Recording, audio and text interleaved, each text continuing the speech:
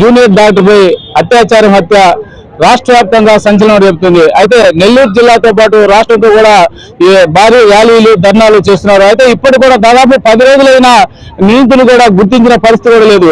Sir వాస్తవంగా మన భారతదేశ చరిత్రలో చూసుకుంటే, అదేవిధంగా పాత పూర్వీకుల క్రమంలో చూసుకుంటే ఆడపిల్లని హింసించినటువంటి ఎగ్జాంపుల్ రావణాసుడు చేసినటువంటి కూడా ఈరోజు లంకని తగులబెట్టినటువంటిది. అదేవిధంగా మనం చూసుకుంటే రామాయణం మహాభారతంలో కూడా ద్రౌపది వస్త్రాధరణ చేసినప్పుడు ఆ రోజున్నటువంటి ద్రౌపది వస్త్రం చేసినటువంటి పాండవులు కూడా లెక్క లేకుండా కనబడకుండా పోయారు. అంటే దీని అర్థమేమంటే మహిళా శక్తి లోకం ముందు ఏ శక్తి కూడా కనబడదు. నిజంగా చాలా బాధగా ఉంది. ఒక ఆడపిల్లని హింసించి నరకంగా చూపించినటువంటి 10 మందికి జీవనాధారం చేస్తూ ఒక మెడికల్ వృత్తిలో ఉంటూ చాలా మంది యొక్క బాధలని వాళ్ళకు కుటుంబాలు నేనున్నాననే భరోసా ఇచ్చే మా చెల్లైనటువంటి ఆ చెల్లిని కిరాతకంగా, ఎంత కిరాతకంగా అంటే ఒక మొగాడిగా నిజంగా చెప్పిన మానవ మృగ రాక్షసులని వెంటనే శిక్షించాలి. మీ ప్రజలు ఒకటి అడుగుతున్నా, ఆ రేప్ జరిగిన తర్వాత 1.5 గంట సేపులో సీసీ క్యామ్ను పగలగొట్టి రికార్డులు కాల్చేయాల్సిన అవసరం ఏమొచ్చింది అని చెప్పి మీ ద్వారా నేను క్వశ్చన్ చేస్తున్నా. రాజకీయ నాయకులు బాగ్గాయి నేను చెప్తున్నా బీజేపీ నాయకులకి, గోమాత సంరక్షణ ఉన్నటువంటి ఇలాంటి మహిళలకి సంరక్షణ కలిగించడంలో మీరు ఫెయిల్ అయ్యారని చెప్పేసి నేను కుందలు బద్దలు కొట్టినట్టు చెప్తున్నా.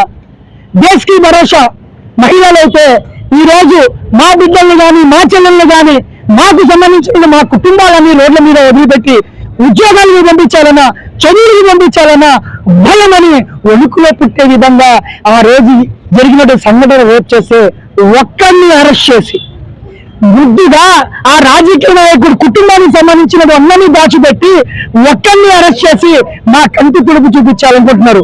అయ్యా, కేంద్రంలో ఉన్నటువంటి రాజకీయ నాయకులారా, మీరు ఇష్టమైన బిల్లులను అయితే రాజ్యసభలో తీసుకొస్తారు, మీకు ఇష్టమైన బిల్లులు అయితే పార్లమెంటులో తీసుకొస్తారు, మీకు ఇష్టమైన బిల్లులు అయితే అసెంబ్లీలో తీసుకొస్తారు. కానీ ఇలాంటి ఆడపిల్లలకి అఘాత్యాలు జరుగుతుంటే మీరెందుకు స్పందించట్లేదు?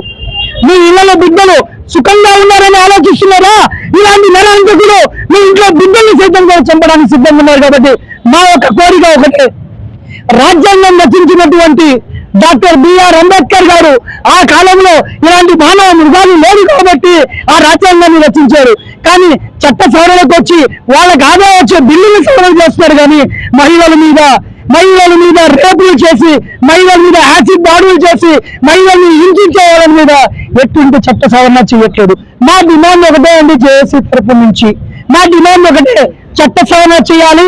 మహిళా శక్తి లోకానికి రోడ్డు మీద తీసుకొచ్చి బతికే విధంగా జీవనోపాధి కల్పించాలి, ఒక భరోసా కల్పించాలనే అవసరం ప్రభుత్వానికి ఉంది. కాబట్టి ప్రభుత్వం అనేది ముందుకు వస్తే ఇదంతా జరగవు కదా, అందుకని చెప్పి మేము పోరాడుతున్నాము. మాకు జస్టిస్ అనేది కావాలి.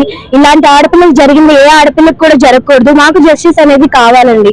దానికోసం రాజకీయాలందరూ ముందుకు వచ్చి ఈ సంఘటనలు జరగకుండా వాళ్ళు ముందుకు సైతం అందరూ కలిసి వచ్చి जरकना चेस्ते बागुंटुंदी। ये सब हैवानियत बंद कर देनी चाहिए। ये ऐसे को सजा देनी चाहिए मौत की। हमारे सामने लेके आओ, आपसे नहीं हो रहा तो हम करते हैं, ये सब गला काट के हाथ में दे देंगे, बट ये सब हैवानियत बंद कर दो प्लीज, रिक्वेस्ट। जस्टिस चाहिए कि डॉक्टर सेफ नहीं है तो हम कैसे रह पाएंगे, तो हमें उनके लिए जस्टिस चाहिए। మీరు చెప్పండి ఏంటంటారు? ఇదే పదే ఇలాంటి సంఘటన జరుగుతూనే ఉన్నా, ప్రభుత్వాలు వస్తున్నాయి మారుతున్నాయి, అయినా ప్రభుత్వాలు మారుతున్నా కొంతమందికి ఇలాంటి శిక్షలు వేస్తున్నా ఇలాంటి పునరావృతం అవుతానే ఉన్నాయి. ఎలాంటి చర్యలు తీసుకుంటారు? మేము భారతదేశంలో భారతీయులు అనుకోవడానికి ఎంతో గర్వపడే వాళ్ళం ఒకప్పుడు, కానీ ఇప్పుడు భారతదేశంలో ఇటువంటి నేరాలు జరుగుతున్నాయంటే ఎంతో అసహ్యంగా ఉంది, మాకే అవమానంగా ఉంది. ఒక ఆడపిల్లల నుండి గాంధీ తాతలు గారు చెప్పినట్టు అర్ధరాత్రి 12 గంటలకి ఎప్పుడైతే నడుస్తారో, ఒక ఆడపిల్ల అనేది ఎప్పుడైతే నడుస్తుందో, ఎప్పుడైతే స్వతంత్రం వచ్చిందంటారు, కానీ ఇప్పుడు 78 ఏళ్ల నుంచి స్వతంత్రం వచ్చిందన్నారు. కానీ ఇప్పుడు ఆడపిల్లలకి స్వతంత్రం అనేది లేదని నేను గ్రహిస్తున్నాను. తిరగడానికి ఎంత భయంకరంగా ఉన్నాయండి రోజులు, ఎంత కిరాతకంగా ఉందని అంటే కనీసం చిన్న 6 నెలల బిడ్డ కాడి నుంచి 60 ఏళ్ల పండు ముసలిగాన్ని కూడా వదలటం లేదనమాట.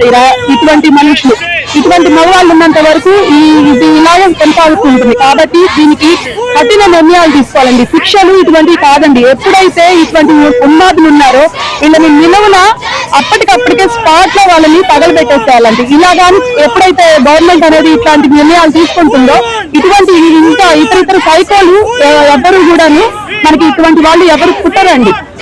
పదే 5-10 సంవత్సరాల ముసలి పైన కూడా ఇలాంటి సంఘటనలు జరుగుతున్న సంఘటనలు పునరావృతం కాకుండా కూడా ఈ ప్రభుత్వాలు కూడా చట్టాలు తీసుకురావాలి. చట్టాలు తీసుకు చిన్న బిడ్డలను కూడా ఇలాంటి చేస్తున్నా కూడా ప్రభుత్వాలు కానీ ఈ మార్పు కూడా రావాలని కూడా ఇక్కడ ఏదైతే ఇక్కడ మహిళలు కూడా ఒకటే చెప్తున్నారో ఇలాంటి ప్రభుత్వాలు కూడా ఒక నిర్ణయం తీసుకొని పార్లమెంట్ లో చట్టం మహిళల పైన ఇలాంటి సంఘటనలు జరగకుండా పార్లమెంట్ లో చట్టం తీసుకొచ్చి ఏదైతే తప్పు చేస్తారో తప్పు చేసినప్పుడు వెంటనే వాళ్ళు ఆ టైంలోనే శిక్ష ఇస్తే కానీ ఇలాంటి సంఘటనలు కూడా జరగకుండా ఉంటాయి.